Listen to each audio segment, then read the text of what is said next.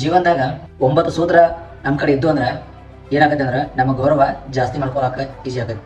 So ಯಾವ ಸೂತ್ರಗಳು ನಾವು ಅಳವಡಿಸ್ಕೋಬೇಕಂದ್ರೆ ನಮ್ಮ ಗೌರವ ಜಾಸ್ತಿ ಮಾಡ್ಬೇಕಂದ್ರೆ ಯಾರನ್ನು ಎರಡಕ್ಕಿಂತ ಹೆಚ್ಚು ಬಾರಿ ಕರೆಯಬಾರ್ದು.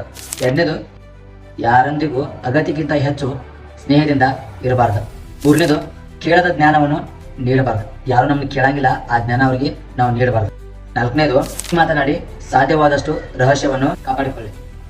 ಐದನೇದು, ನಿಮ್ಮ ಮುಂದಿನ ನಡೆಯನ್ನು ಯಾರಿಗೂ ನೀವು ತಿಳಿಸಕ್ಕೆ ಹೋಗದ. ಹಣವನ್ನು ಉಳಿಸಲು, ಹಣವನ್ನು ಗಳಿಸಲು ವಿವಿಧ ಮಾರ್ಗಗಳನ್ನು ಸೃಷ್ಟಿ ಮಾಡಿಕೊಳ್ಳ್ರಿ. ಏಳನೇದ, ಎಲ್ಲರನ್ನು ಸಂತೋಷ ಮಾರ್ಗದಿಂದ ಇಡುವುದು ಅನಿವಾರ್ಯವಾಗಿದ್ದು. ಎಲ್ಲರೂ ಸಂತೋಷವಾಗಿ ಇಡಾಕೋ ನಿಮ್ಮ ಕಡೆಯಿಂದ ಸಾಧ್ಯ ಆಗಲ್ಲ, ಅದನ್ನ ನೀವು ಪ್ರಯತ್ನ ಮಾಡಕ್ಕೆ ಹೋಗಬೇಡ್ರಿ. ಎಂಟನೇದ, ನಿಮ್ಗೆ ಏನು ಸರಿ ಅನ್ಸತ್ಯ ಆ ಕೆಲಸವನ್ನ ನೀವು ಮಾಡಕ್ಕೆ ಟ್ರೈ ಮಾಡಿರಿ. ಒಂಬತ್ತನೇದ, ನಿಮ್ಮ ಜೀವನದಾಗ ಯಾರಾದ್ರೂ ಒಳ್ಳೆ ಕೆಲಸ ಮಾಡಿದ್ರೆ ಅವ್ರಿಗೆ ನೀವು ಕೃತಜ್ಞತೆ ಹೇಳೋದನ್ನ ಒಟ್ಟ ಮರೆಯಕ್ಕೆ ಹೋಗ್ಬೇಡ್ರಿ. ಹೋಗೋದ್ನಾಗ ಫಾಲೋ ಮಾಡ್ಕೊಂಡು ಹೋಗ್ಬೇಡ್ರಿ. Okay, thank you, bye.